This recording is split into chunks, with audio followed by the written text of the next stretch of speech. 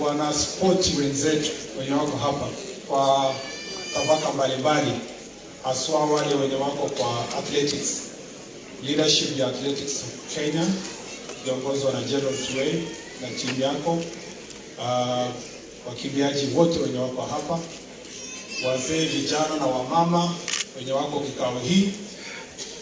Ningependa kuwasalimia nyote katika jina la Yesu nikisema amjambo. Bwana asifiwe. Chamgei. Kwanza kabisa nimechelewa kidogo kwa sababu nilikuwa na kazi nyingine Nairobi, na nilikuwa nimeambia hata Senator Cherargei apeane condolences zangu, lakini nilijikaza nikasema lazima nifike hapa kwa sababu mimi ni shabiki wa wakimbiaji.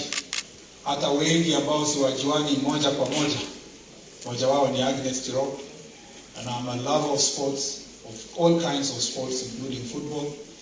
Nikasema I must be here, and I must be here because I also come from Elgeyo Marakwet County, where unfortunately Agnes lost her life akiwa huko, na akiwa investor mwenye ameinvest sana kwa county yangu.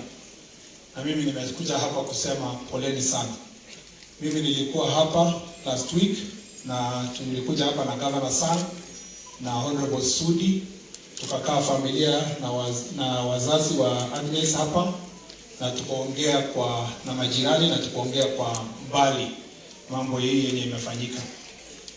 And I really feel very sad, extremely sad. Very sad that Agnes lost her life in such a cavalier manner, in a very painful way. And like what Brutus did to Julius Caesar, the man whom Julius Caesar trusted most was Brutus.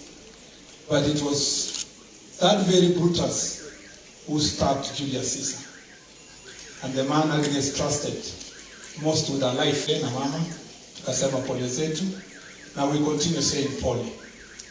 And also to all the athletics fraternity, I want to send my condolences to you.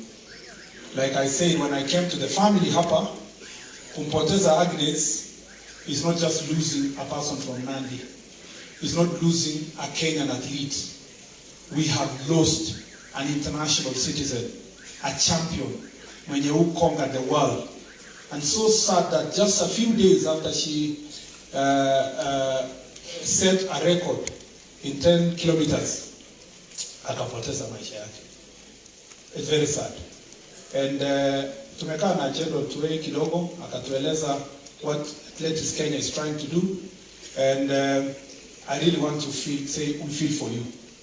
And I personally believe that they are vultures, because mimi ni mtu ya kutoka Elgeyo Marakwet where most of these athletes train. Kuna mafisi wanategea sana kuumiza wakimbiaji wetu. Hawa mafisi wanakuja kwa njia tofauti, and they usually go for both male and female athletes. But our female athletes are the most vulnerable. And I think this life of Agnes, na hii yenye imefanyikia Agnes, should be a wake-up call for all of us insofar as gender-based violence is concerned. Mambo ya kuua watu na kuumiza watu kwa sababu ya mahusiano na wale ambao tunawatrust most kwa nyumba zetu is now a proper national crisis. And let me tell you, it's not just the athletes. Watu wengi wanapigwa kwa hii manyumba zetu. Na kwa sababu ya itikadi na ile traditions za zamani, nyumba mingi kwa hii Kenya watu wanavumilia tu, lakini unaona mtu amekuja na ngumi, unaona mtu uso imeswell, anakuambia ameanguka chini kwa sababu aliambiwa ukienda nyumba yako kaa ngumu, usiwache bwana yako. Hapo ndio chini kidogo namna hii, muiteje mtu kabisa muite. Amacha kwa piga koti, piga mnadi, piga college. Magi meche ki mochi la ko chogelechi, ngotke ndo iwo kong yu ako prim kwa ndo mako muga segelechi la ko imuita. Because husbands of these days are murderers. They are no longer, you know, Samani, they used to say we can condone it, it's chastisement, it is a discipline. If you what? There is nothing like discipline in marriage. Another adult cannot discipline another adult. And we must bring this culture, this barbaric, backward culture to an end, starting with the life of Agnes.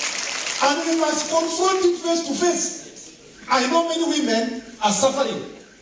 Lakini also, hii wanaume wanadanganya. Even some of these men wanatandikwa kwa nyumba and they are also suffering. So when we talk about gender-based violence and that we are looking for a solution for gender-based violence, it is not based on focusing on women only. It's also to salvage some of the men who are suffering in silence. So this monster, we must face it. Because, as I said when I came to this family, sio kwamba ilikuwa mara ya kwanza kwa hii familia kuona huyo kijana si mtu mzuri. Kulikuwa na signs ile ya kwanza. Lakini gemwa ile muite, even this lady herself must have been thinking atabadilika. But we have reached a generation and a culture that we must face gender-based violence, and nobody should be told to vumilia, to wait for your death.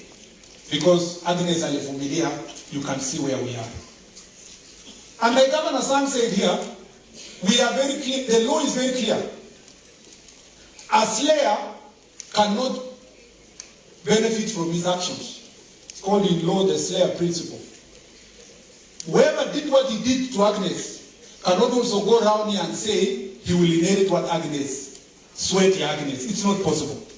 And so as early as possible, we must work as a team, family, law enforcement officers, and whoever else can be of assistance, including leaders, to ensure that the family of Agnes, first of all, inherit what their daughter fought for when she was still alive. And it's our duty to hakikisha kwamba hiyo imefanyika. General Tuwei, tuliongea na wewe, uliniambia na nikaenda kufanya research.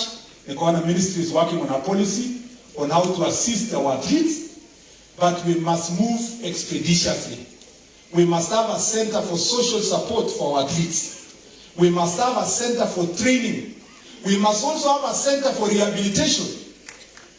Hii wa Kenya, the same Kenyans who are cheering these athletes kusema wamekuwa number 1, pigia makofi. And the same Kenyans wanacheka wakipata mkimbiaji mwenye alikuwa number 1 juzi, ameumia ako town, analala chini kwa sababu ya pombe. They are as human beings as ourselves. They face similar problems we have like all of us. They get addicted like politicians, like also some businessmen, just like themselves. We must find a way of giving social support to our kids, and we must be proactive because, like Governor San said here, these are the best ambassadors we have in our great republic. So nimekuja hapa as a legislator, and I thank Senator Cherargei juzi alipoleta statement kwa bunge. We agreed for Senate kwamba we will not just stop at statement. We are waiting for the bill that comes from the ministry. Ikichelewa, we will initiate our own bill in the Senate through our relevant committee and make sure that these things are improved so that we don't just work to go out to a talk show. We must put all these issues we have raised katika sheria. Na kwa hivyo, hiyo ndio nilikuja hapa. I want to tell our athletes we are very proud of you. Juzi nilikutana na the ladies who came from the London Marathon, including Kosgei, the 2 Kosgeis. And so nikawaambia please, kama mngependa sana, ningependa kupiga picha na wewe. Kwa sababu